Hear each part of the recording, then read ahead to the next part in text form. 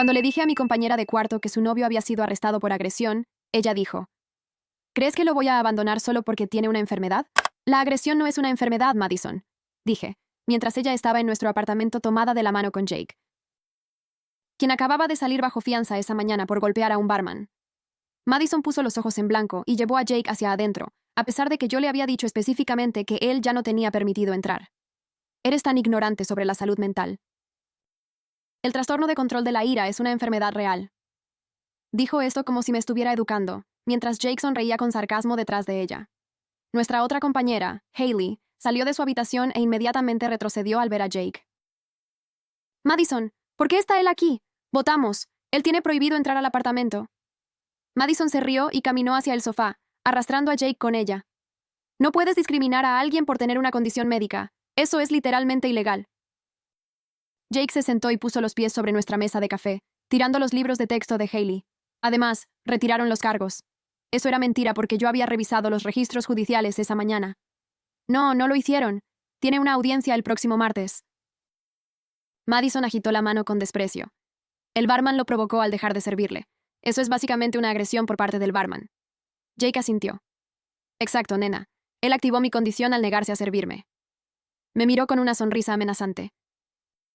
Hay gente que simplemente no entiende las discapacidades invisibles. Saqué mi teléfono para mostrarle a Madison el informe policial real. Le rompió la nariz al tipo y le causó una conmoción cerebral. Eso no es una discapacidad, es violencia. Madison me arrebató el teléfono y borró el archivo. Deja de difundir propaganda capacitista. ¿Avergonzarías a alguien por tener diabetes? Hailey finalmente habló. Madison, él también tiene una orden de restricción de su exnovia. El rostro de Madison se iluminó como si esto probara su punto. Ya ven, otra mujer que no pudo manejar salir con alguien con una condición médica. El estigma es asqueroso. Jake se recostó, ocupando más espacio. Mi ex también era capacitista. Llamó a la policía solo porque tuve un episodio. Madison le frotó el brazo con simpatía. La gente no entiende que la violencia es solo un síntoma, como estornudar o toser. No podía creer lo que estaba oyendo. Empujó a su ex por las escaleras. Madison se levantó, ahora enojada. No fue su intención. Su condición hace que pierda el control a veces. Fue a la cocina y empezó a preparar comida para Jake con nuestras compras. No culparías a alguien con Tourette por decir groserías, ¿verdad? Jake la siguió y abrió nuestro refrigerador, tomando el almuerzo etiquetado de Hailey. Esto se ve bien. Empezó a comerlo directamente del recipiente. Jake, eso es mío, dijo Hailey, pero él la ignoró. Madison le dio más de nuestra comida. Necesita mantener estable su azúcar en la sangre. Ayuda con sus episodios. Nos miró con furia. Si fueran compañeras de cuarto comprensivas, lo entenderían. En ese momento, nuestra vecina, la señora Coleman, llamó a la puerta. Tenía 75 años y vivía sola al lado. Abrí y ella parecía aterrorizada. ¿Ha vuelto ese hombre? ¿El que gritaba la semana pasada? Antes de que pudiera responder, Jake apareció detrás de mí. ¿Tienes algún problema, señora? La señora Aleman retrocedió. Por favor, no dejen que se acerque a mi apartamento. Tengo miedo. Madison me apartó de un empujón. ¿Cómo se atreve a discriminarlo? Él tiene una condición médica. La señora Aleman parecía confundida. ¿Condición médica? Amenazó con derribar mi puerta porque mi televisión estaba muy fuerte a las 4 p.m. Madison se le acercó a la cara. Eso es un síntoma de su trastorno de sensibilidad. Los ruidos fuertes lo alteran. Jake le sonrió a la señora Aleman de una manera que la hizo retroceder más. Tal vez debería ser más considerada con las personas con discapacidades. La señora Aleman se apresuró a regresar a su apartamento y escuché el cerrojo cerrarse. Madison se volvió hacia mí. Mira lo que has hecho. Has puesto a todo el edificio en su contra. Entró y empezó a quitar mis cosas de la pared. Necesitamos hacer de este un espacio seguro para Jake. Tiró mis fotos en una caja. Esto podría activar sus episodios. Hailey agarró su bolso. Me quedaré con mi novio esta noche. Esto es una locura. Madison le bloqueó el paso. ¿Realmente vas a abandonarnos porque Jake tiene una enfermedad? ¿Y si tuviera cáncer? Hailey la empujó para pasar. El cáncer no deja a la gente con los ojos morados. Madison. Después de que ella se fue, Madison empeoró. Jake se muda aquí. Necesita un entorno de apoyo para su recuperación. Me reí, pero no tenía gracia. ¿Recuperación de qué? No está enfermo. Es violento. Jake se levantó rápido y apretó el puño. ¿Me estás llamando violento? Madison saltó entre nosotros. No lo provoques. ¿Sabes lo que pasa cuando su condición empeora? Realmente dijo esto como si fuera mi culpa si él me golpeaba. Si me toca, llamo a la policía. Jake se acercaba más a mí. Tu compañera parece muy enojada. Quizás necesita medicación. Madison jadeó emocionada. Tienes razón, bebé. Probablemente tiene la misma condición, pero sin diagnosticar. Me miró con falsa preocupación.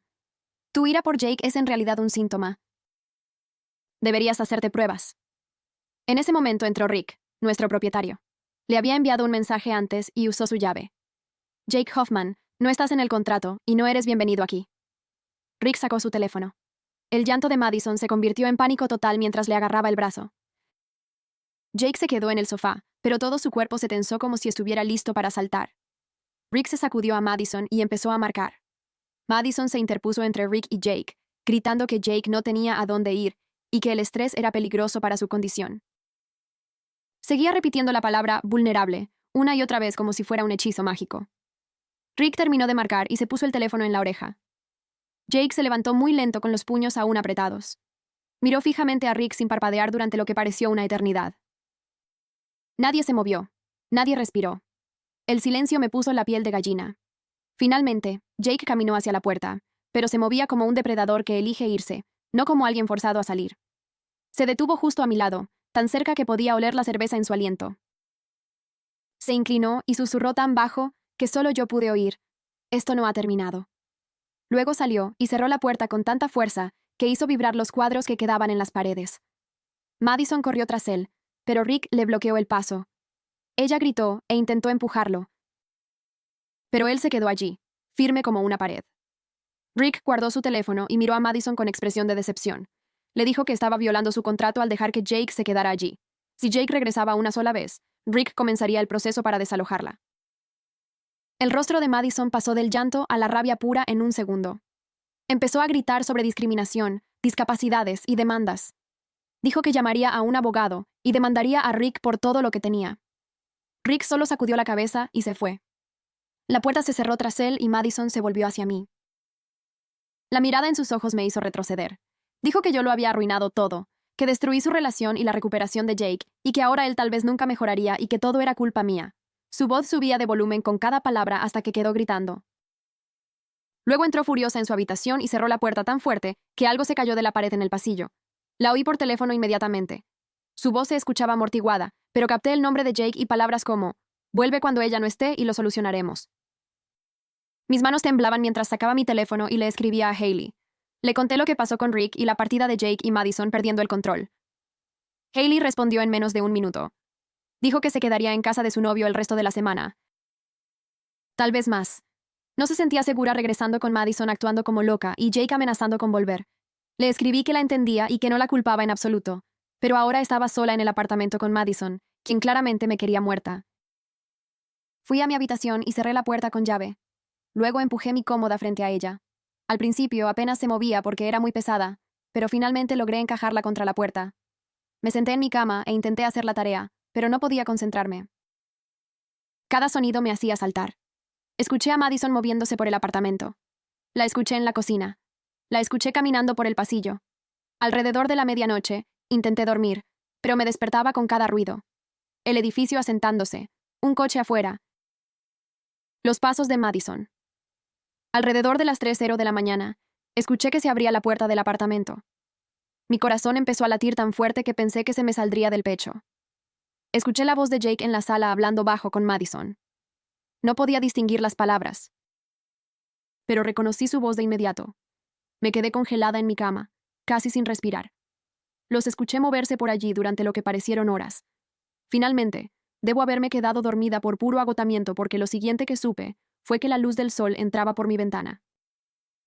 Aparté la cómoda de mi puerta lo más silenciosamente que pude y la abrí solo un poco. Me deslicé por el pasillo y miré hacia la sala. Jake estaba dormido en nuestro sofá con Madison acurrucada junto a él. Todos mis libros de texto que había dejado en la mesa de café estaban esparcidos por el suelo. Fui a la cocina y puse a prueba el refrigerador. Todo lo que Hailey y yo habíamos etiquetado con nuestros nombres había desaparecido. Había recipientes vacíos en el fregadero. Jake y Madison se lo habían comido todo. Saqué mi teléfono y tomé fotos de Jake en el sofá. Me aseguré de capturar la marca de tiempo en la esquina, mostrando que eran las 7:00 de la mañana. Luego tomé fotos del refrigerador vacío y del desastre en la sala. Le envié todo a Rick con un mensaje diciendo que Jake regresó anoche y que llevaba horas aquí. Rick respondió en 10 minutos diciendo que vendría ahora mismo y que esta vez traería a la policía. Regresé a mi habitación y me vestí rápido. Escuché que Madison y Jake comenzaban a despertarse. Sus voces subieron de tono. Me quedé en mi habitación hasta que escuché que llamaban a la puerta principal. Abrí la puerta de mi habitación y vi a Madison saltando del sofá. Rick estaba en el umbral con un oficial de policía uniformado. La placa del oficial decía Conway. Rick señaló a Jake y le dijo al oficial Conway que este era el tipo que no tenía permiso para estar aquí. Madison empezó a hablar rápido, diciendo que Jake acababa de llegar hace 5 minutos y que ella estaba a punto de pedirle que se fuera. El oficial Conway me miró y levanté mi teléfono mostrándole las fotos con la marca de tiempo de hacía más de 1 hora. Conway le preguntó a Madison si entendía que le estaba mintiendo a un oficial de policía. El rostro de Madison se puso blanco. Jake se levantó e intentó caminar hacia la puerta como si simplemente se fuera a ir. El oficial Conway se puso frente a él y le dijo que esperara. Conway sacó su radio y pidió los datos de Jake. Todos nos quedamos allí en un silencio espantoso, mientras Conway esperaba la respuesta. Finalmente, su radio crujió, y escuché al despachador decir algo sobre la violación de la fianza. Conway miró a Jake y le dijo que violó sus condiciones de fianza al estar en nuestro apartamento después de que Rick lo prohibiera ayer. Jake empezó a discutir, pero Conway ya estaba sacando las esposas. Le dijo a Jake que se diera la vuelta y pusiera las manos detrás de la espalda. Jake miró a Madison como si ella pudiera salvarlo, pero ella se quedó allí congelada. Conway esposó a Jake allí mismo en nuestra sala mientras le leía sus derechos. Madison se lanzó hacia mí con las manos buscando mi cara, pero el oficial Conway se interpuso entre nosotras y la agarró por los hombros. Ella se retorcía en su agarre, tratando de pasar a su lado mientras gritaba que yo era un monstruo que no entendía las condiciones médicas reales. Tenía la cara roja y las lágrimas corrían por sus mejillas mientras gritaba que Jake necesitaba tratamiento, no la cárcel. El oficial Conway le dijo que se calmara o tendría que inmovilizarla a ella también. Ella seguía gritando que yo estaba enviando a una persona enferma inocente a la cárcel y que yo era la persona más capacitista que jamás había conocido. Jake observaba desde la puerta esposado con esa extraña sonrisa en su rostro, como si disfrutara ver a Madison defenderlo incluso ahora. El oficial Conway finalmente tuvo que empujar físicamente a Madison hacia el sofá mientras le decía que tenía que detenerse o sería arrestada por interferir con un oficial. Ella se desplomó en el sofá sollozando y gritando que todo era culpa mía. Rick estaba cerca de la puerta, luciendo incómodo pero decidido. El oficial Conway sacó a Jake del apartamento y escuché a Jake decirle a Madison que la amaba y que todo saldría bien. Madison le gritó que ella también lo amaba y que lo esperaría. La puerta se cerró y de repente el apartamento se sintió muy silencioso, excepto por el llanto de Madison. Rick sacó un papel doblado del bolsillo de su chaqueta y caminó hacia donde Madison estaba sentada en el sofá. Le dijo que este era un aviso formal de violación del contrato y que tenía 48 horas para demostrar que Jake no regresaría o se enfrentaría al desalojo inmediato. Madison lo miró con el rímel corriendo por su cara y le arrebató el papel de la mano. Lo leyó por unos 5 segundos antes de romperlo en pedazos y lanzárselos a Rick. Los trozos de papel se esparcieron por el suelo. Rick mantuvo la calma y le dijo que eso no cambiaría nada porque él tenía copias y las presentaría a la administración. Madison se levantó y se le acercó a la cara diciéndole que no podía hacerle eso. Rick retrocedió y dijo que ella había violado el contrato varias veces al tener a una persona no autorizada después de ser advertida. Le recordó que Jake había amenazado a otros inquilinos y creado un ambiente inseguro. Madison gritó que él estaba discriminando la discapacidad de Jake y que lo demandaría a él y a todo el edificio. Rick solo sacudió la cabeza y dijo que el aviso se mantenía y que tenía 2 días para cumplir. Me miró y me preguntó si estaba bien. Asentí, aunque no lo estaba realmente. Me dijo que lo llamara si pasaba algo más y luego se fue del apartamento. Madison se volvió hacia mí en cuanto se cerró la puerta. Dijo que yo lo había arruinado todo y destruido su relación con la única persona que realmente la entendía. No respondí porque no había nada que decir que ella pudiera comprender. Se fue a su habitación y cerró la puerta tan fuerte que un cuadro se cayó de la pared en el pasillo. Me quedé allí en la sala mirando los trozos rotos del aviso de desalojo esparcidos por el suelo. Mis manos temblaban y me di cuenta de que necesitaba llamar a alguien. Fui a mi habitación, cerré la puerta y le eché la llave. Me senté en mi cama. Saqué mi teléfono y llamé a mis padres. Mi mamá respondió al segundo tono preguntando si todo estaba bien porque normalmente yo escribía en lugar de llamar. Le conté todo lo que acababa de pasar con el arresto de Jake, la reacción de Madison y la violación del contrato. La voz de mi mamá se volvió muy preocupada y dijo que tenía que volver a casa de inmediato. Dijo que podía terminar el semestre en línea y que no era seguro para mí quedarme allí. Le expliqué que solo me quedaban 2 meses, que mis clases requerían asistencia presencial y que no podía abandonarlo todo. Mi mamá empezó a llorar y dijo que no podía dormir sabiendo que yo estaba en peligro. Mi papá se puso al teléfono y su voz era más tranquila, pero me di cuenta de que él también estaba preocupado. Mi papá me hizo preguntas específicas sobre los antecedentes de Jake y la orden de restricción de su ex. Le conté todo lo que sabía, incluyendo cómo Jake había empujado a su ex por las escaleras y le había roto el brazo. Mi papá guardó silencio por un minuto y luego dijo que yo necesitaba obtener una orden de restricción contra Jake por mi cuenta. Dijo que Jake me había amenazado y tenía un patrón claro de violencia contra las mujeres y que yo necesitaba protección legal. No había pensado en obtener una orden de restricción porque Jake estaba en la cárcel ahora. Pero mi papá explicó que Jake eventualmente saldría y podría venir tras de mí por haberlo hecho arrestar. Eso me revolvió el estómago porque sabía que tenía razón. Mi papá buscó la información del tribunal en línea mientras estábamos hablando por teléfono y me dijo que podía solicitar una orden de restricción temporal mañana por la mañana. Dijo que pagaría a un abogado si lo necesitaba, pero que usualmente el tribunal tenía defensores que podían ayudar con el papeleo.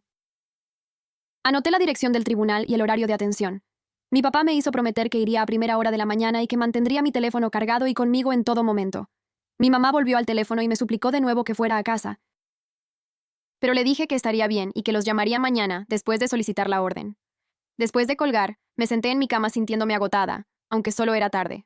Alrededor de las 6:00 de esa noche, alguien llamó fuerte a la puerta del apartamento.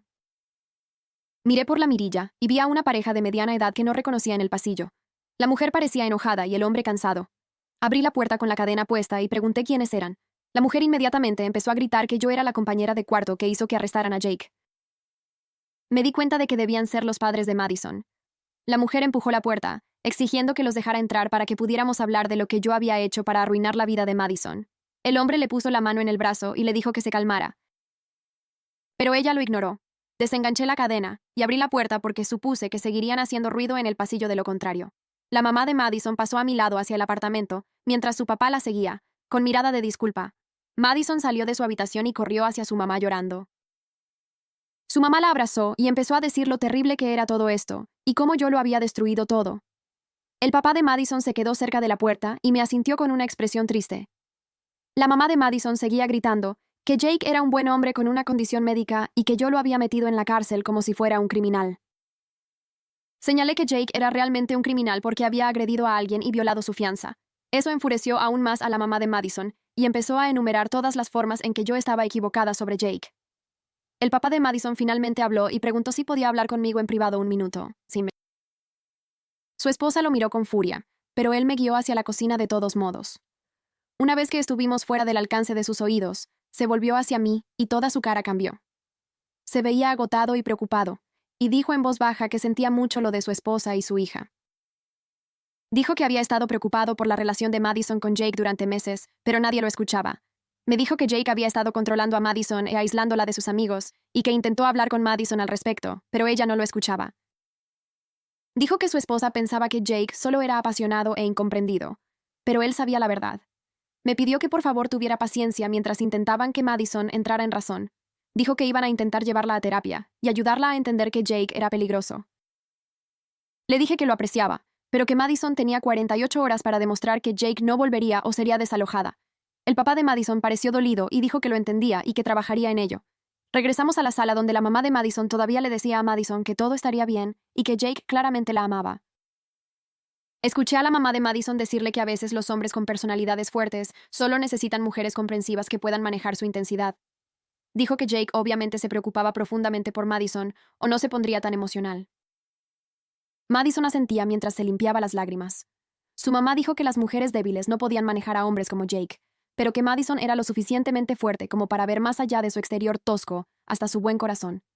El papá de Jake intentó interrumpir y dijo que ese no era un consejo saludable para una relación. Pero su esposa lo descartó.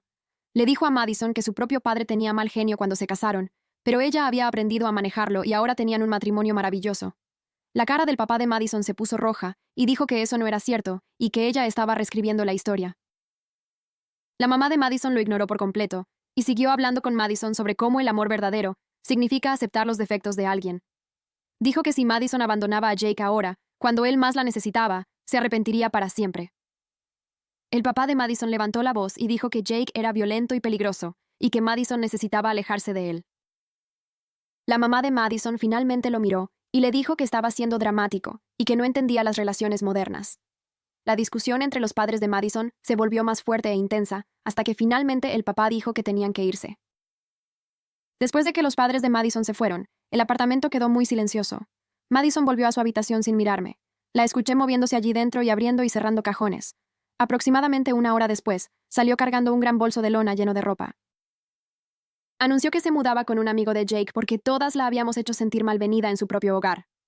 Le pregunté qué amigo, y ella dijo que no importaba porque al menos ellos entendían por lo que Jake estaba pasando.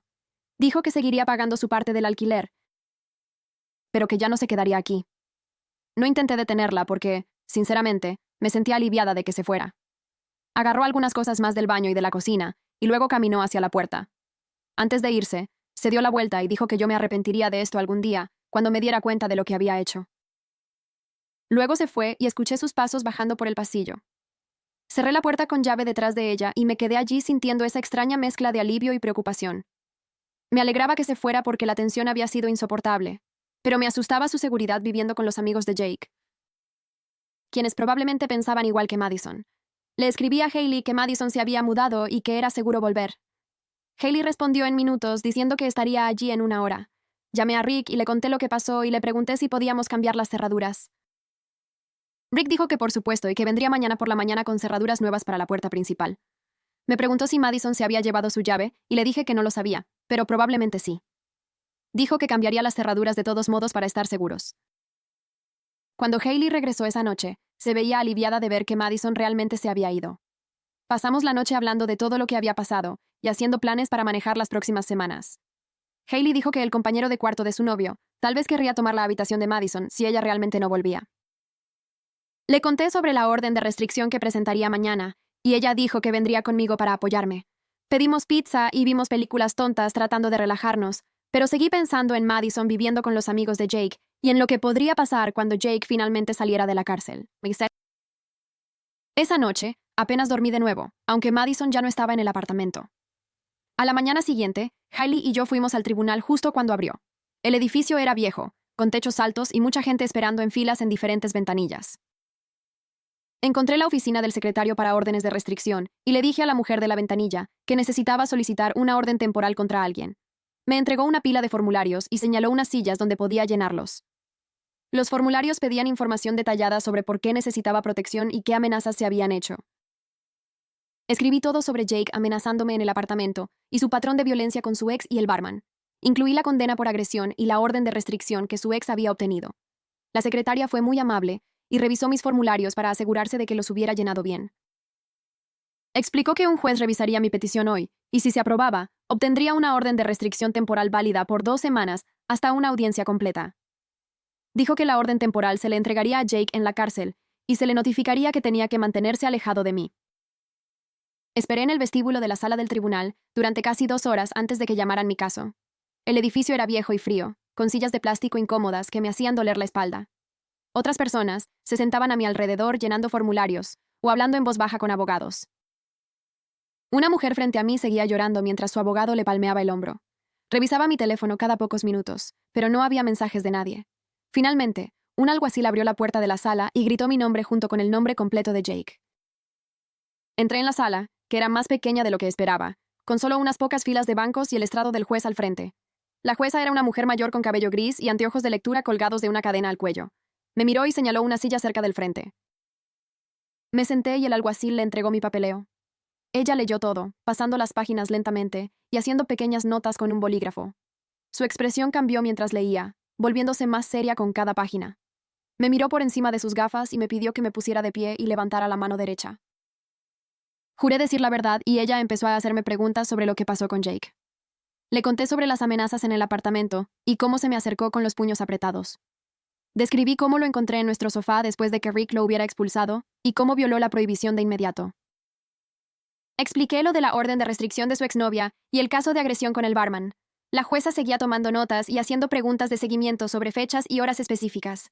Me preguntó si Jake alguna vez me había tocado físicamente y dije que no, pero que me había amenazado varias veces. Me preguntó si sentía miedo por mi seguridad y dije que sí, absolutamente. Todo el testimonio tomó unos 15 minutos. Cuando terminé, la jueza volvió a mirar mi papeleo y leyó el historial criminal de Jake de nuevo. Sacudió la cabeza levemente y selló algo en los formularios. Me miró y dijo que me concedía la orden de restricción temporal efectiva de inmediato por 2 semanas, hasta la audiencia completa. Dijo que a Jake se le entregaría la orden en la cárcel y se le notificaría que debe mantenerse al menos a 500 pies de distancia de mí en todo momento. Dijo que si violaba la orden, enfrentaría cargos criminales adicionales. Le di las gracias y ella asintió. Luego llamó al siguiente caso. Salí de la sala del tribunal sintiendo que un gran alivio me invadía. Al menos ahora había algo oficial protegiéndome. Incluso si era solo un trozo de papel. Conduje a casa desde el tribunal, tomando la ruta que siempre tomaba por Main Street, pasando por el supermercado y la gasolinera. El sol se estaba poniendo, y todo parecía normal y tranquilo. Entré en el estacionamiento de mi apartamento e inmediatamente vi que algo andaba mal con mi auto. Me estacioné, bajé y se me revolvió el estómago. Alguien había rayado mi auto por ambos lados con rasguños profundos que atravesaban la pintura hasta el metal. En el lado del conductor, habían rayado la palabra soplona, snitch, en letras enormes. En el lado del pasajero, lo habían rayado de nuevo. Los rasguños eran frescos y brillaban plateados contra mi pintura azul oscuro. Me quedé allí mirando mi auto sintiéndome fatal. Saqué mi teléfono y llamé al oficial Conway. Respondió al segundo tono y le conté lo que pasó. Dijo que estaría allí en 10 minutos. Esperé junto a mi auto tomando fotos de los daños desde todos los ángulos. Otras personas pasaban caminando hacia sus apartamentos y algunos miraban mi auto, pero nadie decía nada. El oficial Conway llegó en su patrulla y se estacionó junto a mí. Bajó y rodeó mi auto mirando los rasguños de cerca. Sacó una cámara y fotografió todo él mismo. Me preguntó cuándo había visto mi auto sin daños por última vez, y dije que esta mañana cuando salí para el tribunal. Anotó eso en su libreta. Me preguntó si tenía alguna idea de quién podría haber hecho esto. Y dije, probablemente uno de los amigos de Jake, ya que Jake todavía está en la cárcel. El oficial Conway asintió, y dijo que él pensaba lo mismo. Me dijo que la fianza de Jake había sido revocada después de que violó las condiciones al venir a mi apartamento. Jake seguía en la cárcel del condado esperando su juicio por agresión. Pero Jake tenía amigos que estaban enojados por lo sucedido, y uno de ellos podría haber hecho esto. El oficial Conway llenó un informe de vandalismo y me dio una copia para mi seguro. Dijo que debería empezar a estacionar en un lugar diferente, tal vez atrás o en una calle distinta. También sugirió que variara mi rutina y no saliera ni llegara a la misma hora todos los días. Dijo que los amigos de Jake podrían estar vigilando mis patrones y que debería dificultarles predecir dónde estaría. Le di las gracias y dijo que aumentaría las patrullas frente a mi apartamento durante las próximas semanas. Después de que se fue, entré y cerré la puerta con llave. Me sentí violada y enojada porque habían dañado mi auto solo porque me había protegido. Esa noche no pude volver a dormir, así que abrí mi computadora y empecé a buscar información sobre Jake en línea. Escribí su nombre completo en Google y aparecieron docenas de resultados. Los primeros eran artículos de noticias sobre su reciente arresto por agredir al barman. Pasé de largo esos resultados y encontré sus redes sociales, que eran mayormente privadas. Luego encontré registros judiciales de hace 2 años. Hice clic en el enlace y se abrió un PDF de la petición de orden de restricción de su exnovia. Su nombre estaba tachado por privacidad, pero todos los detalles estaban allí. Ella describía haber conocido a Jake en una fiesta y lo encantador que era al principio. La llevaba a citas lindas, le compraba flores y parecía perfecto. Pero después de unos meses, empezó a volverse celoso y controlador. Revisaba su teléfono y se enojaba si hablaba con otros chicos, incluso si eran solo amigos. Se presentaba en su trabajo sin previo aviso para asegurarse de que ella estuviera realmente allí. Cuando intentaba terminar con él lloraba, se disculpaba y prometía cambiar. Ella le daba otra oportunidad y las cosas iban bien por una semana o 2. Luego, el ciclo comenzaba de nuevo. La violencia empezó poco a poco. Él agarrándole el brazo demasiado fuerte o empujándola durante las discusiones. Siempre se disculpaba después y culpaba al estrés del trabajo o a problemas familiares. Entonces, una noche, estaban discutiendo en la parte superior de una escalera en su edificio de apartamentos. Ella le dijo que se fuera, y él la empujó con fuerza. Ella cayó por todo el tramo de escaleras y se rompió el brazo en 2 lugares. Tuvo que someterse a una cirugía para que le pusieran clavos. Los documentos judiciales incluían fotos de sus lesiones y me hicieron sentir enferma. Su brazo estaba doblado en un ángulo incorrecto y cubierto de moretones. Jake fue arrestado, pero afirmó que fue un accidente y que ella se había tropezado. Su abogado argumentó que Jake tenía problemas de control de ira y necesitaba tratamiento. No tiempo en la cárcel. La jueza le dio libertad condicional y le ordenó tomar clases de control de ira. Su exnovia obtuvo una orden de restricción por 2 años, pero el documento decía que se había mudado a otro estado para alejarse de él. Leí todo el documento 2 veces, asimilando cada detalle. Esto no era solo un incidente aislado. Jake había hecho esto antes y lo volvería a hacer. Seguí buscando y encontré más información. Escribí el nombre de Jake en Facebook y encontré un grupo local llamado Safe Dating Network, red de citas seguras, donde la gente publicaba advertencias sobre personas peligrosas con las que habían salido. Solicité unirme al grupo y fui aprobada en menos de una hora. Busqué el nombre de Jake en el grupo y encontré 3 publicaciones diferentes de 3 mujeres distintas. La primera publicación era de una mujer que salió con Jake por 6 meses. Describía el mismo patrón que su exnovia mencionó. Encanto al principio, luego celos y control, luego violencia. Dijo que Jake hizo un agujero en su pared de un puñetazo durante una discusión y lanzó su teléfono al otro lado de la habitación, rompiéndolo. Cuando intentó irse, él bloqueó la puerta y no la dejó salir durante horas. Finalmente escapó cuando él se quedó dormido y nunca regresó. La segunda publicación era de una mujer que solo salió con Jake por unas pocas semanas. Dijo que parecía genial al principio, pero luego se volvió raro y posesivo muy rápido. Se presentó en su casa a las 2:00 de la mañana exigiendo saber dónde había estado ella. Cuando ella le dijo que se fuera, él pateó la puerta principal tan fuerte que agrietó el marco.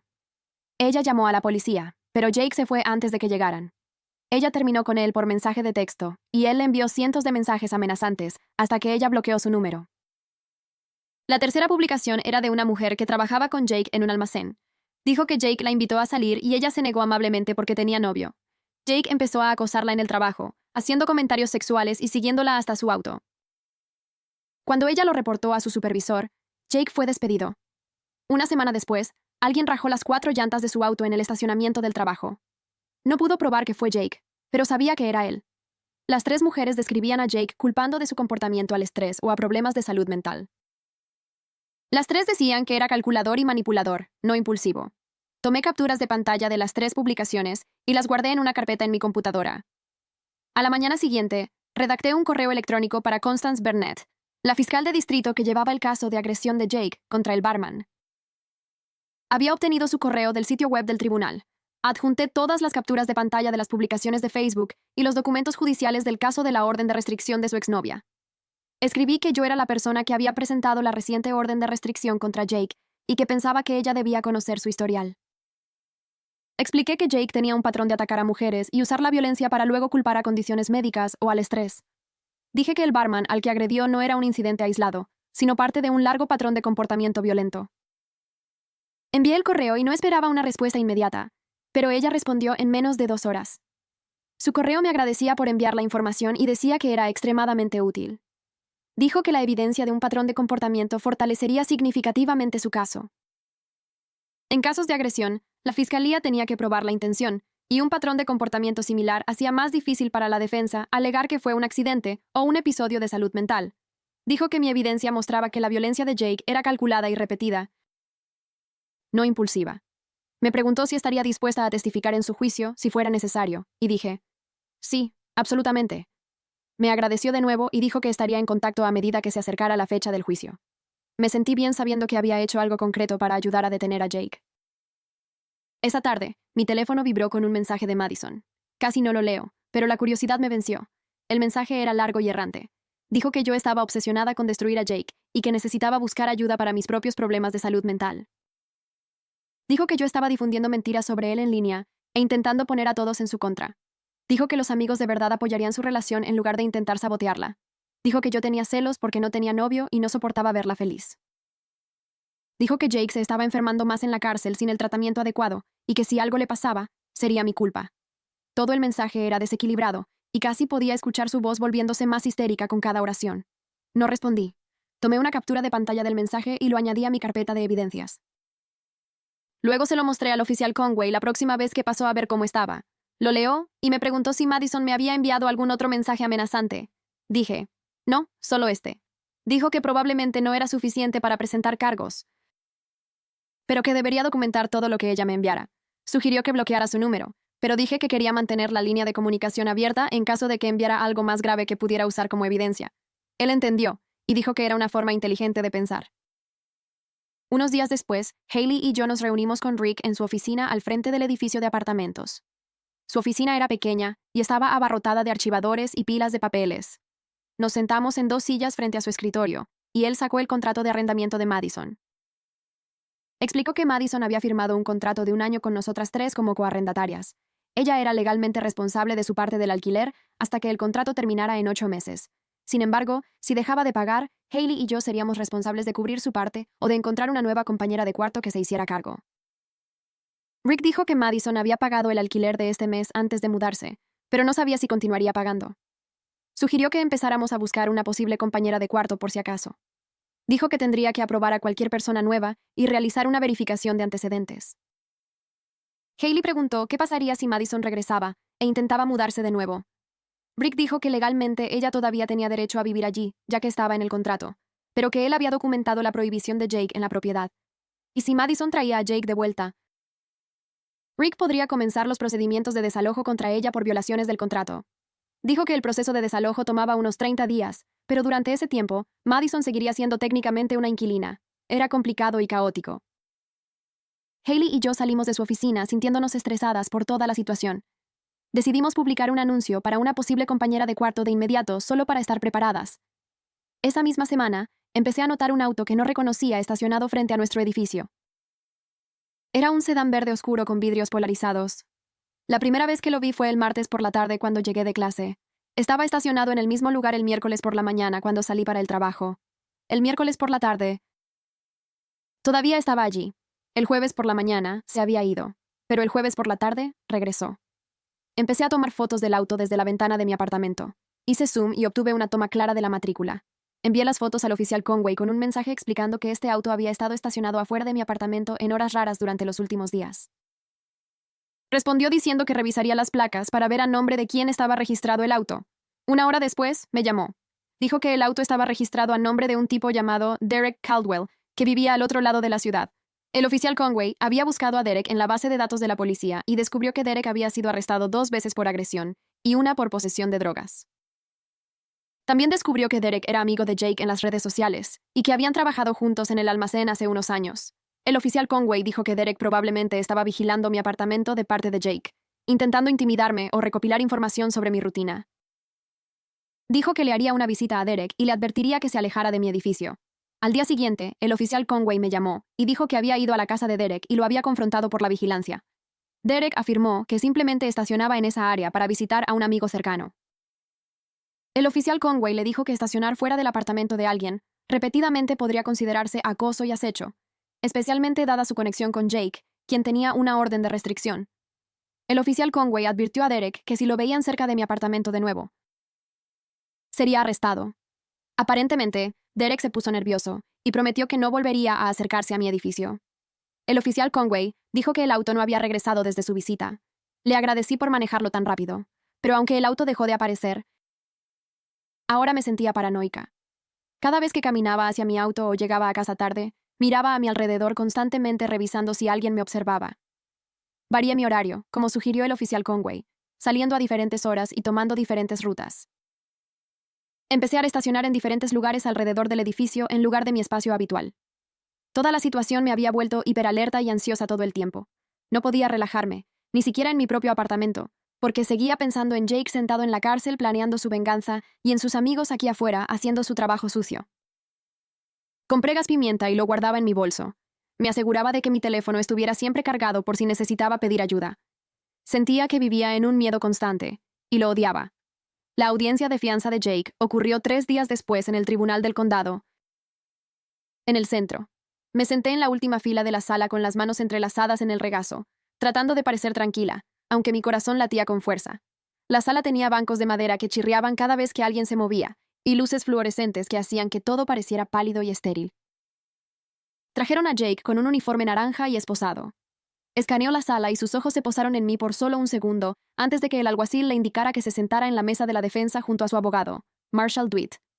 Marshall era un tipo joven, quizás de unos 30 años, con gafas y un traje que le quedaba un poco grande. Barajaba papeles en una carpeta de manila mientras Jake se sentaba allí mirando al frente con la mandíbula apretada. La fiscal, Constance Burnett, estaba en la otra mesa organizando su propia pila de documentos.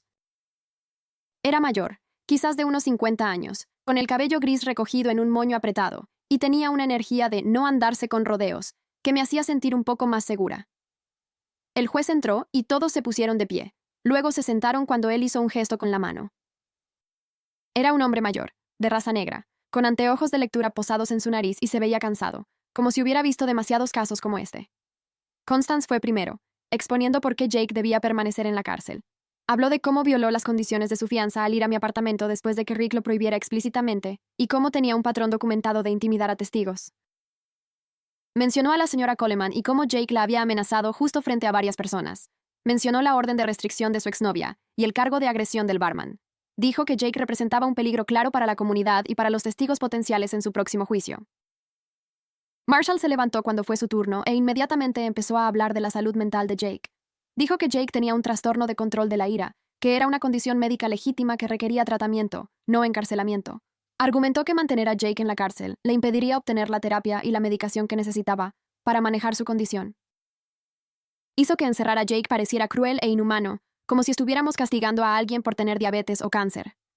Dijo que Jake no representaba un riesgo de fuga y que cumpliría con cualquier condición que el tribunal estableciera, incluyendo mantenerse alejado de mi apartamento y asistir a sesiones de terapia obligatorias. El juez escuchó a ambas partes, sin mostrar mucha expresión en su rostro.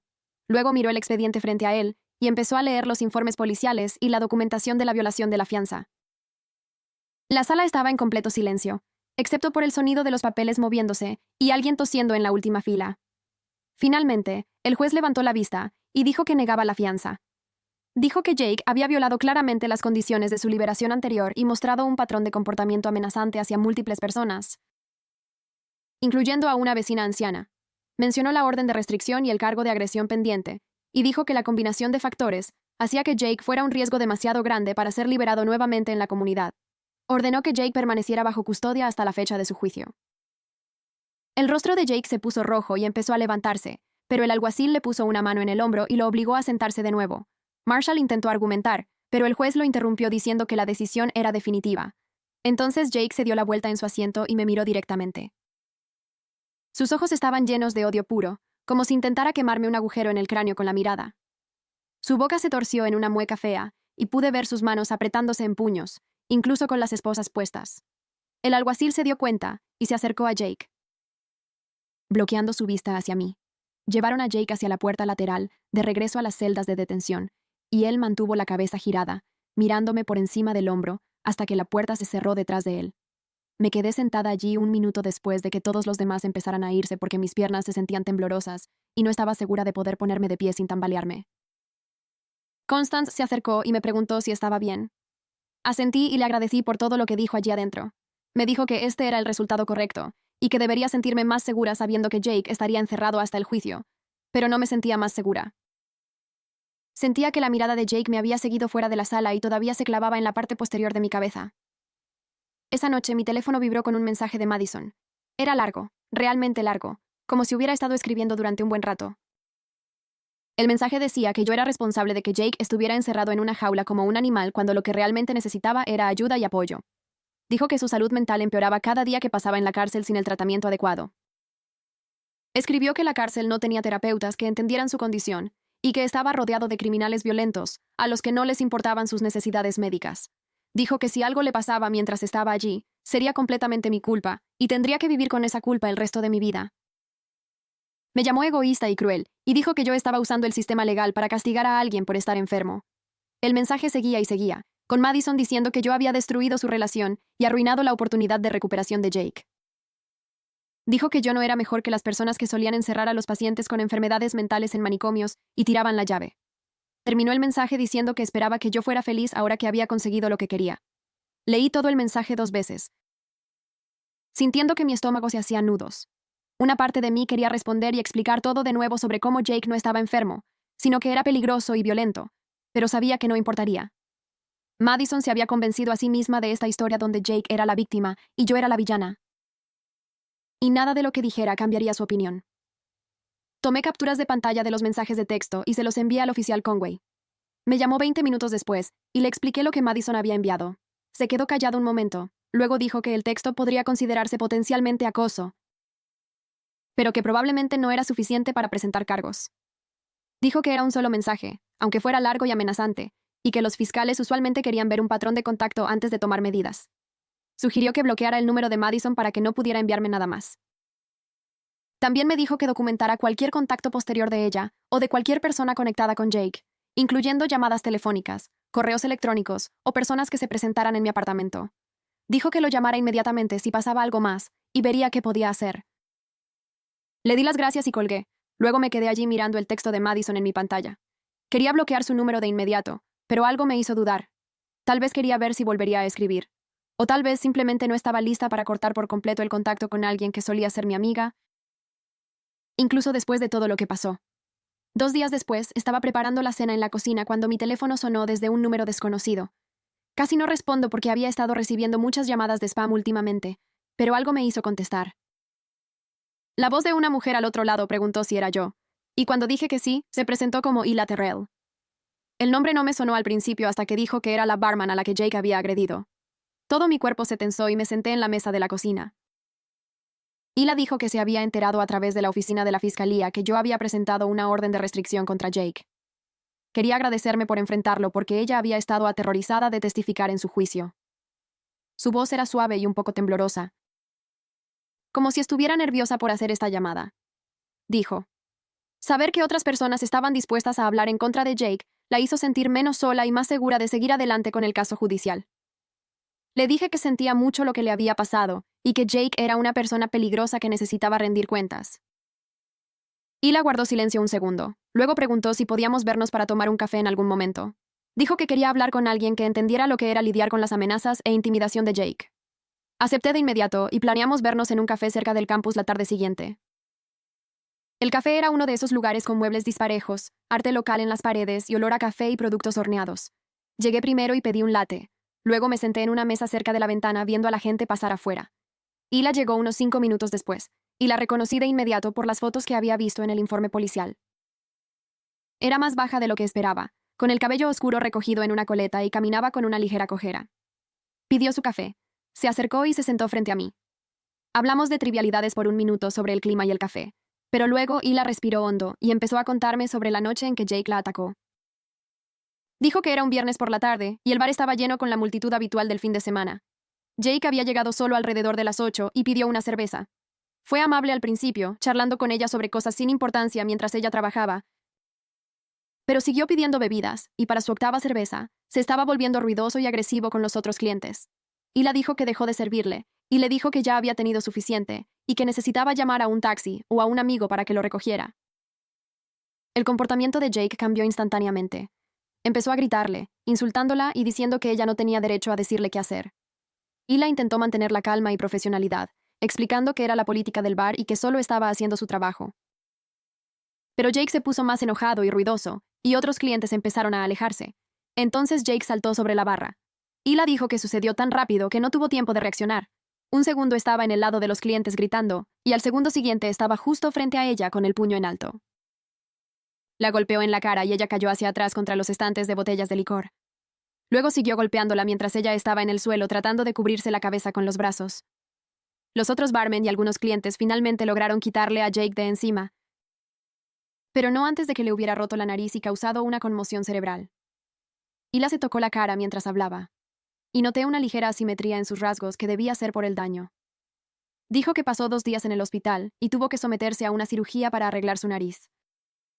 Todavía tenía dolores de cabeza y daño nervioso en el lado izquierdo de la cara que le dificultaba sonreír correctamente. Hila dijo que el abogado de Jake, Marshall, la había contactado unas semanas después de la agresión. Intentó convencerla de que retirara los cargos alegando que Jake estaba teniendo una crisis de salud mental y no tenía la intención de lastimarla. Marshall dijo que Jake tenía un trastorno de control de la ira y que estaba recibiendo tratamiento y terapia. Hizo que pareciera que presentar cargos sería cruel e innecesario porque Jake ya estaba sufriendo lo suficiente por su condición. Hila se negó. Dijo que tenía daño nervioso permanente en la cara y dolor crónico que probablemente duraría el resto de su vida. Dijo que Jake sabía exactamente lo que estaba haciendo cuando saltó sobre esa barra y empezó a golpearla. No se creyó la excusa de la salud mental porque Jake había sido lo suficientemente calculador como para esperar hasta que ella estuviera sola detrás de la barra antes de atacar. Si realmente fuera solo un episodio incontrolable, se habría arremetido contra cualquiera que estuviera cerca. Pero en cambio, la eligió específicamente a ella porque fue quien le cortó el suministro de alcohol. Hila dijo que estaba decidida a testificar en su juicio, sin importar lo aterrador que fuera, porque Jake necesitaba enfrentar las consecuencias de lo que hizo. No podía dejar que usara un diagnóstico falso para salirse con la suya tras usar la violencia. 2 semanas después, tuve mi audiencia para la orden de restricción completa en el tribunal. La orden temporal que había obtenido antes solo era válida por 14 días, así que ahora necesitaba ir ante un juez y explicar por qué necesitaba una permanente. Jake apareció en una pantalla de video desde la cárcel, luciendo enojado y desafiante con su uniforme naranja. Marshall estaba sentado en la sala en la mesa de la defensa con una computadora portátil que mostraba la transmisión de video de Jake. El juez era el mismo de la audiencia de fianza y se veía igual de cansado que antes. Me senté en la mesa de la fiscalía con Constance, quien representaba el interés del Estado en mantener activa la orden de restricción. Marshall argumentó que la orden de restricción era innecesaria, porque Jake estaba actualmente encarcelado y no representaba una amenaza inmediata para mí. Dijo que una vez que Jake fuera liberado después de cumplir la sentencia que pudiera recibir, se le exigiría asistir a terapia y clases de control de la ira, lo que abordaría los problemas subyacentes. Afirmó que la orden de restricción se basaba en malentendidos y que Jake nunca me había amenazado directamente. Sentí que se me calentaba la cara al escuchar a Marshall tergiversar todo lo que había sucedido. Cuando fue mi turno de testificar, caminé hacia el estrado de testigos, y el alguacil me hizo jurar decir la verdad. Constance me pidió que describiera el comportamiento de Jake, y le conté al juez sobre las amenazas que Jake hizo en mi apartamento, sobre cómo se me acercó a la cara y apretó los puños. Describí la forma en que intimidó a la señora Coleman y cómo susurró que esto no había terminado cuando Rick lo obligó a irse. Hablé sobre el auto de Derek estacionado afuera de mi apartamento vigilándome, y cómo el oficial Conway confirmó que Derek era amigo de Jake haciendo vigilancia. Le mostré al juez capturas de pantalla de los mensajes amenazantes de Madison diciendo que sería mi culpa si algo le pasaba a Jake en la cárcel. Expliqué lo asustada que me sentía todo el tiempo sabiendo que Jake estaba planeando vengarse de mí por hacerlo arrestar. El juez escuchó atentamente y tomó notas mientras yo hablaba. Cuando terminé, Constance preguntó si tenía algo más que añadir, y dije que tenía un miedo genuino de lo que Jake haría cuando finalmente saliera de la cárcel. Marshall intentó interrogarme, preguntando si Jake alguna vez había dicho explícitamente que me lastimaría. Dije que no, pero que su comportamiento y lenguaje corporal hacían que sus intenciones fueran claras. Marshall dijo que eso no era suficiente para una orden de restricción, pero el juez lo interrumpió. El juez dijo que ya había escuchado suficiente y que, basándose en mi testimonio y en la evidencia documentada del patrón de comportamiento de Jake, concedía una orden de restricción de 1 año. También extendió la orden para incluir a los asociados conocidos de Jake, lo que significaba que Derek y cualquier otra persona conectada con Jake no podían contactarme en su nombre. Marshall objetó, pero el juez dijo que la decisión era definitiva y nos despidió. Cuando llegué a casa esa tarde, Hailey estaba sentada en el sofá con aspecto alterado. Le pregunté qué pasaba y dijo que necesitaba decirme algo. Explicó que había estado pensando mucho en todo lo que pasó con Jake y Madison, y aunque Jake estaba en la cárcel ahora, toda la situación la había vuelto demasiado ansiosa para quedarse en el apartamento. Dijo que seguía teniendo pesadillas sobre Jake entrando a la fuerza, o sus amigos apareciendo, y que ya no podía relajarse ni concentrarse en sus clases. Había decidido mudarse al final del semestre y vivir con su novio. Le dije que la entendía completamente y que no la culpaba en absoluto. El apartamento había dejado de sentirse seguro hace semanas, y no podía reprocharle que quisiera alejarse de todo el estrés y el miedo. Hailey se vio aliviada de que yo no estuviera enojada y nos abrazamos. Prometió que seguiríamos siendo amigas y estaríamos en contacto. Pero ambas sabíamos que las cosas nunca volverían a ser como antes. Jake entró en nuestras vidas y lo arruinó todo. La oficina de defensa de las víctimas tenía luces fluorescentes que zumbaban y me hacían doler la cabeza. La mujer que se reunió conmigo se presentó, pero yo estaba demasiado nerviosa para recordar su nombre. Tenía una carpeta con la información del caso de Jake y extendió papeles sobre el escritorio entre nosotras. Ella explicó que el juicio de Jake estaba programado para dentro de 6 semanas y que, con su violación de la fianza más toda la evidencia que yo había reunido sobre su patrón de comportamiento, estaban seguros de obtener una condena. Dijo que la fiscal, Constance Burnett, estaba armando un caso sólido que demostraba que Jake atacaba deliberadamente a mujeres y usaba la excusa de la salud mental para manipular a las personas y obligarlas a defenderlo. La defensora me explicó lo que pasaría en el juicio y me dijo que probablemente me llamarían a testificar sobre las amenazas e intimidación de Jake. Dijo que mi documentación de todo había sido increíblemente útil y que la mayoría de las víctimas no tenían registros tan detallados. Me fui sintiéndome un poco mejor al saber que el sistema legal se estaba tomando esto en serio, pero también aterrorizada por tener que enfrentar a Jake en la corte y describir todo lo que había hecho. 3 días después, estaba en casa sola estudiando cuando alguien llamó a la puerta del apartamento. Miré por la mirilla y vi a Madison parada allí con un aspecto terrible. Tenía el cabello desordenado, ojeras profundas y su ropa parecía que la había llevado puesta durante días. Mi primer instinto fue no abrir la puerta, pero algo en su apariencia derrotada me hizo dudar. Abrí la puerta, pero dejé la cadena puesta y le pregunté qué quería. La voz de Madison salió baja y temblorosa, preguntando si podíamos hablar. Le dije que Jake no tenía permitido acercarse a este lugar, y ella dijo que lo sabía y que estaba sola.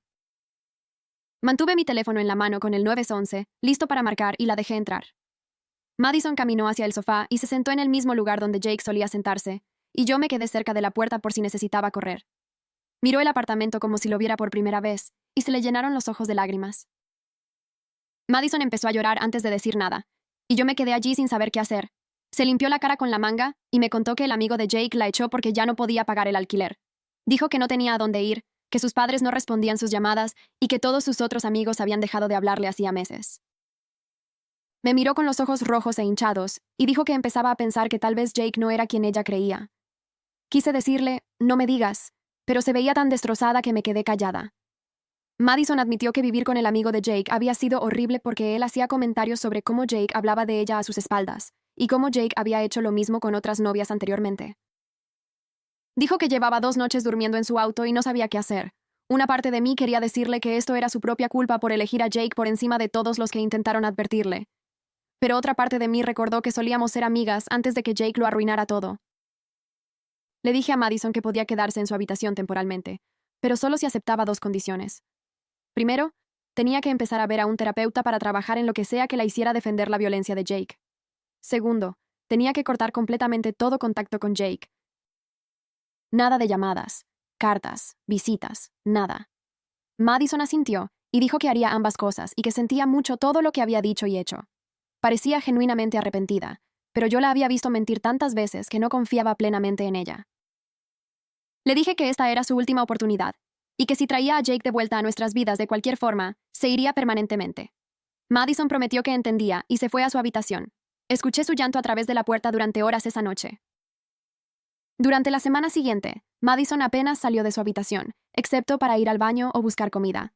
Cuando la veía, parecía un fantasma, arrastrando los pies en pijama y con el cabello sucio. Dormía la mayor parte del día y podía oírla llorar en momentos aleatorios a través de las paredes. Hailey regresó y se sorprendió al ver que Madison había vuelto, pero le expliqué la situación y le dije que debíamos darle una oportunidad. Una noche, alrededor de las 2:00 de la mañana, me levanté por agua y encontré a Madison sentada a la mesa de la cocina a oscuras, llorando. Encendí la luz y le pregunté si estaba bien, aunque obviamente no lo estaba. Madison me miró y dijo que el amigo de Jake le había contado que Jake la estuvo engañando todo el tiempo que estuvieron juntos. Dijo que el amigo le mostró mensajes de texto entre Jake y al menos otras 3 mujeres donde Jake llamaba a Madison loca y decía que solo estaba con ella porque era fácil de manipular. Madison puso la cabeza entre sus manos y sollozó, diciendo que lo había defendido y alejado a todos los que se preocupaban por ella, mientras él se reía de ella con otras personas todo el tiempo. Me senté frente a Madison y la dejé llorar un rato antes de decir nada. Empezó a hablar sobre cómo Jake la había aislado lentamente de sus amigos durante el último año. Dijo que él se molestaba cada vez que ella hacía planes sin él y acusaba a sus amigos de no entender su relación. Se daba cuenta ahora de que él la había estado aislando a propósito, para que no tuviera a nadie más a quien recurrir. Madison dijo que Jake solía decirle que su familia no la amaba de verdad y que solo él la entendía y se preocupaba por ella. Habló de cómo él la convenció de que todos los demás eran capacitistas y discriminatorios, y que ella necesitaba protegerlo de las personas que no entendían su condición. Madison me miró con una expresión de completo horror y dijo que finalmente entendía que la excusa de la condición de salud mental era solo una forma para que Jake la controlara y la hiciera defender su violencia. Dijo que se sentía estúpida por no haberlo visto antes. Sugerí que Madison hablara con un consejero especializado en violencia doméstica, y ella inmediatamente se puso a la defensiva. Dijo que ella no era la que estaba siendo abusada porque Jake nunca la golpeó. Elegí mis palabras con cuidado y le expliqué que el abuso psicológico y la manipulación son formas reales de abuso, incluso sin violencia física. Le dije que lo que acababa de describir sobre Jake aislándola, controlándola y haciéndola dudar de su propio juicio era el ejemplo clásico de abuso emocional. Madison se quedó callada mucho tiempo antes de decir que nunca lo pensó de esa manera, porque Jake siempre decía que él era la víctima. Me preguntó cómo podía encontrar un consejero, y le dije que la ayudaría a buscar a alguien por la mañana. Madison fue a su primera cita de consejería la semana siguiente, y regresó viéndose conmocionada. Se sentó en el sofá mirando a la nada. Cuando le pregunté cómo le fue, Dijo que la consejera la ayudó a ver todas las formas en que Jake la manipuló. Madison dijo que la consejera repasó la cronología de la relación y señaló todas las banderas rojas que ella había ignorado. Me habló de algo llamado darbo, que significa denegar. Atacar e invertir el papel de víctima y ofensor, deny, attack, and reverse victim and offender, y cómo Jake usó exactamente ese patrón cada vez que alguien lo confrontaba. Madison dijo que se sentía increíblemente estúpida por caer en una manipulación tan obvia y que no podía creer que defendió a alguien que lastimó a tanta gente. Le dije que no era estúpida, y que los abusadores como Jake son expertos en encontrar personas vulnerables y explotarlas. 6 semanas después, llegó finalmente la fecha del juicio de Jake. Me llamaron a testificar primero. Describí cómo Jake me amenazó en mi propio apartamento y cómo se me acercó a la cara con los puños apretados. Hablé de cómo intimidó a la señora Coleman, y sonrió mientras lo hacía, como si disfrutara asustar a una mujer anciana. Le conté al jurado sobre la amenaza susurrada cuando Rick lo obligó a irse. Mostré las capturas de pantalla de los mensajes de Madison y describí el miedo constante. Luego, Hila subió al estrado y describió la noche en que Jake la atacó en el bar. Explicó que le cortó el servicio tras 8 tragos porque él se estaba volviendo agresivo. Dijo que Jake saltó la barra y empezó a golpearla en la cara. Hila se tocó la mejilla donde todavía se veía una cicatriz tenue y describió la cirugía para reparar el daño nervioso. Varios jurados se veían incómodos y una mujer tenía lágrimas en los ojos. Marshall Dwight intentó argumentar que Jake tenía un trastorno de control de ira y necesitaba tratamiento, no castigo. Pero Constance Burnett presentó pruebas de que el comportamiento de Jake era calculado. Mostró mensajes de texto donde Jake planeaba confrontaciones y se jactaba de manipular a la gente. Argumentó que alguien con un trastorno genuino de control de impulsos no sería capaz de planear campañas de manipulación ni elegir a sus víctimas estratégicamente. El jurado regresó después de 3 horas. Contuve el aliento mientras el portavoz leía el veredicto. Culpable de todos los cargos de agresión agravada. El rostro de Jake se puso rojo y empezó a gritar que todos habíamos conspirado contra él, que el sistema estaba amañado y que todos lo discriminaban por su condición. Los alguaciles tuvieron que sujetarlo físicamente mientras gritaba amenazas al juez y al jurado. Madison se sentó a mi lado llorando en silencio y le apreté la mano. El juez fijó la sentencia para 2 semanas después y ordenó que sacaran a Jake de la sala. Jake luchó contra los alguaciles todo el camino hacia afuera, gritando que todos pagaríamos por esto. 2 semanas después, Madison y yo fuimos al tribunal para la sentencia. Ella se veía diferente ahora, más consciente de su entorno. La jueza revisó el caso. Notó las órdenes de restricción previas, el patrón de violencia contra las mujeres y su completa falta de remordimiento. Lo sentenció a 3 años en una prisión estatal, más consejería obligatoria de control de ira tras su liberación. Añadió 5 años de libertad condicional y convirtió todas las órdenes de restricción en permanentes. Jake solo miró al frente sin reaccionar esta vez, como si se le hubiera acabado la energía para su actuación. Afuera del tribunal, Hila nos esperaba. Nos abrazó fuerte. Dijo que finalmente se sentía segura sabiendo que Jake estaría encerrado. Nos contó que había iniciado un grupo de apoyo para otras mujeres que Jake había atacado a lo largo de los años y nos invitó a unirnos. Madison asintió antes de que yo pudiera responder. El jueves por la noche, fuimos al centro comunitario. Había otras 6 mujeres en círculo. Una a una contaron su historia y todas seguían el mismo patrón. Jake era encantador al principio, luego controlador, luego violento. Siempre tenía excusas y siempre culpaba a sus víctimas por provocar su supuesta condición. Madison escuchó con lágrimas corriendo por su cara al darse cuenta de que ella no era especial ni diferente. Jake había usado las mismas tácticas con todas. Cuando fue su turno, Madison pidió perdón a todas por haber defendido a Jake. Las otras mujeres fueron amables. Varias dijeron que ellas habían hecho lo mismo antes de ver la verdad. El siguiente fin de semana, los padres de Madison vinieron de visita. Tuvieron la conversación más honesta que probablemente habían tenido como familia. El papá de Madison se disculpó por no ver las señales antes. La mamá de Madison admitió que estuvo en negación porque aceptar la verdad significaba aceptar que su hija estuvo en peligro real. Acordaron comenzar terapia familiar juntos. Antes de irse, el papá de Madison me dio las gracias por no rendirme con ella. Con la situación de Jake resuelta, pude concentrarme en terminar mi semestre. Mis calificaciones mejoraron porque ya no estaba constantemente estresada. Madison empezó a trabajar como voluntaria en la organización de violencia doméstica que dirigía el grupo de Hila. Me dijo que ayudar a otros a reconocer las tácticas de manipulación la ayudaba a lidiar con su propia culpa. 3 meses después de la sentencia, Madison me dijo que la habían aceptado para transferirse a una universidad diferente el próximo semestre, cerca de la casa de sus padres para tener más apoyo familiar. Yo apoyé su decisión. Hailey decidió regresar y tomar la habitación de Madison para el semestre de primavera. En el último día de Madison, nos tomamos fotos y prometimos estar en contacto, aunque ambas sabíamos que nuestra amistad nunca sería la misma después de Jake. El grupo de apoyo de Hila siguió creciendo. Logramos presionar a la Asociación Local de Bares para implementar un mejor entrenamiento de seguridad para el personal. Los barmen ahora tenían protocolos claros y varios bares instalaron botones de pánico. Los cambios no desharían lo que nos pasó, pero podrían evitar que el próximo Jake lastimara a alguien más. Un año después, me va muy bien. Trabajo a tiempo parcial con el programa de defensa de víctimas que me ayudó. Me hace sentir bien usar lo que aprendí para ayudar a otros que están asustados y confundidos. Madison está bien en su nueva escuela y sale con alguien que la trata con respeto. El bar de Hila no ha tenido incidentes graves desde entonces. Jake sigue en prisión y todas hemos seguido adelante con nuestras vidas. Somos más fuertes y sabias por haber sobrevivido a su manipulación y usamos ese conocimiento para proteger a otros.